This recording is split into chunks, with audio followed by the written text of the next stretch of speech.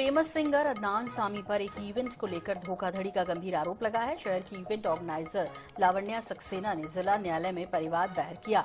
आरोप है कि अदनान सामी की टीम को कार्यक्रम के लिए एडवांस दिया गया था, लेकिन एडवांस लेने के बाद शो को रद्द कर दिया गया और अब तक पैसे वापस नहीं किए गए। लावण्या सक्सेना से अदनान सामी ने म्यूजिक कॉन्सर्ट के लिए 17,62,000 रुपए एडवांस पेमेंट के तौर पर ले लिए। लावण्या सक्सेना ने 4 सितंबर 2025 को इंदरगंज थाने में लिखित शिकायत की थी। पुलिस अधीक्षक को भी आवेदन दिया था। इस पर कोई ठोस कार्रवाई नहीं हुई, जिसके बाद पीड़ित ने जिला न्यायालय का रुख कर लिया। कोर्ट ने याचिका मंजूर करते हुए इंदरगंज थाना पुलिस और एसपी से स्टेटस रिपोर्ट तलब की है।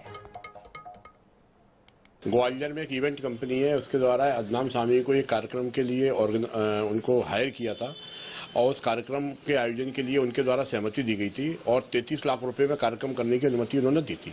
हमारे द्वारा कई बार मेल किए गए, पत्राचार किए गए, फोन किया गया हमारा पैसा वापस कर दें, तो उन्होंने पैसा वापस नहीं किया, फोन उठाने बंद कर दिए, जिसकी शिकायत जो इवेंट कंपनी द्वारा संबंधित थाने को की गई, एसपी ग्वालियर को की गई। जब कोई कार्रवाई नहीं हुई, न्यायालय में परिवाद पत्र लगाया, उस पर से न्यायालय ने पुलिस से यह जानकारी मांगी है कि आपने अभी तक इनके अदनान सामी के विरुद्ध क्या कार्रवाई करी है, इसके संबंध में पूरा प्रतिवेदन माननीय न्यायालय के समक्ष पेश करें।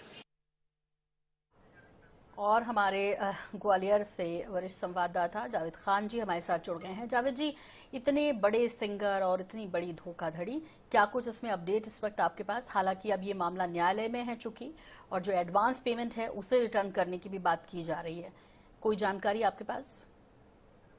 बिल्कुल, इस पूरे मामले में एक वैधानिक प्रक्रिया का पालन किया गया है और जैसा कि यहाँ की जो इवेंट कंपनी है लावण्या सक्सेना की, उन्होंने एक एग्रीमेंट किया था उनके साथ, अदनान सामी के साथ, और तय भी किया गया था कि 22 सितंबर 2022 को उनको ग्वालियर में एक म्यूजिक कंसर्ट करने के लिए आना है, लेकिन वो उस डेट पर नहीं आए और उन्होंने कहा कि आगे के लिए डेट बढ़ा दी जाए, आगे का समय ले लिया जाए, लेकिन क्योंकि इवेंट कंपनी ने अपने पूरे इंतजाम कर लिए थे, उसको लेकर उनका जो लॉस है उसका भी उसमें उल्लेख किया गया है। और सबसे बड़ी बात है कि जो 33 लाख रुपए की राशि तय की गई थी, उसमें से 17,62,000 रुपए एडवांस के रूप में दे भी दिए गए थे, लेकिन इस पूरे मामले में कंपनी के द्वारा जो पत्राचार किया गया उसमें कोई कार्रवाई नहीं हुई।